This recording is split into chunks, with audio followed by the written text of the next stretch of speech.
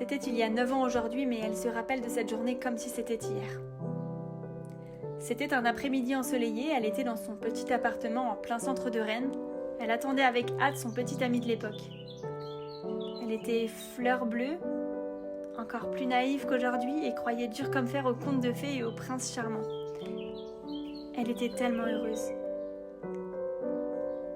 Il est arrivé chez elle en milieu de journée. Au début, tout se passait très bien, ils en étaient encore au stade d'apprendre à se connaître. Ils ne se fréquentaient que depuis une petite semaine. Ils discutaient assis sur le canapé, ils rigolaient et chahutaient. Et puis, au bout d'un moment, il a commencé à devenir insistant. Il voulait aller plus loin, mais elle n'était pas vraiment prête. N'ayant eu qu'une seule expérience avant lui, elle avait peur. Mais lui, il en a décidé autrement. Ses hormones étaient en ébullition, il n'a donc pas écouté ce qu'elle voulait. Il l'a attrapée par la taille et, malgré ses refus, il l'a portée en haut de sa mezzanine. Et il a commencé à la toucher de manière beaucoup plus violente. Elle se débattait. Elle criait, et plus elle criait, plus elle se débattait, plus lui, il jubilait.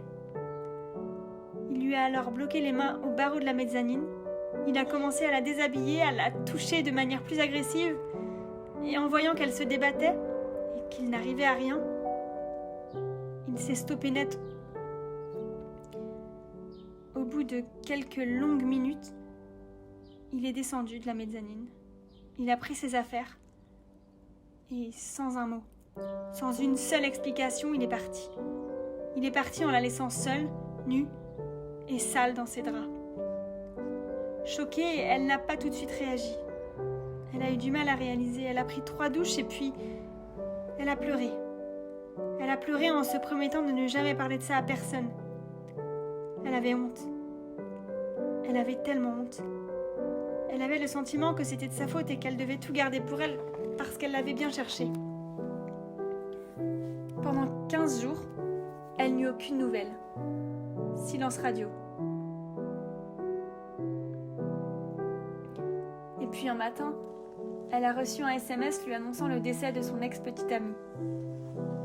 Choquée, elle n'a pas compris. Elle a décidé d'aller en 4e vitesse chez une amie habitant à 2 pas de chez elle.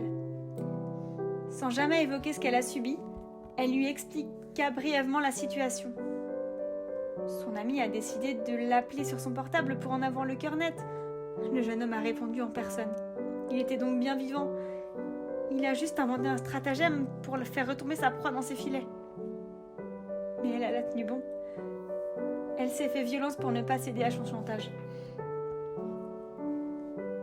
Et puis, elle avance en gardant toute cette histoire pour elle pendant 3 longues années.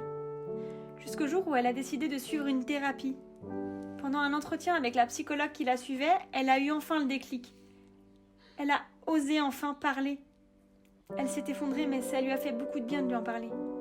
De pouvoir aussi en parler à sa famille, à certaines de ses amies, sans crainte d'être mal jugée.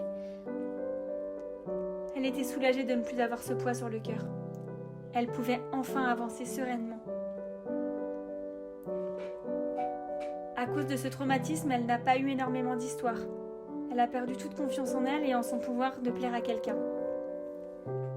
De nature toujours positive, elle s'est malgré tout donné le change en affichant son plus beau sourire qui a toujours été sa plus jolie arme.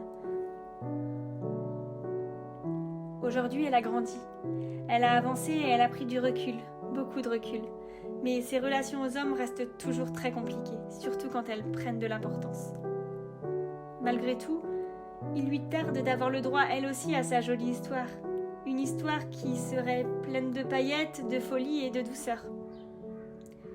À 33 ans, elle n'a plus envie de se tromper. Elle a envie de rencontrer quelqu'un qui la respecterait et l'aimerait pour ce qu'elle est elle, avec ses qualités, ses défauts et ce traumatisme qui malgré tout fait partie d'elle. Elle sait que tout arrive un jour. Elle garde toujours en elle l'espoir et son esprit positif l'aide pour aller toujours de l'avant vers le cap du bonheur. Finalement, ce traumatisme n'a fait que la rendre encore et toujours plus forte. Elle a compris qu'on ne devait jamais avoir honte d'être victime d'un abus sexuel.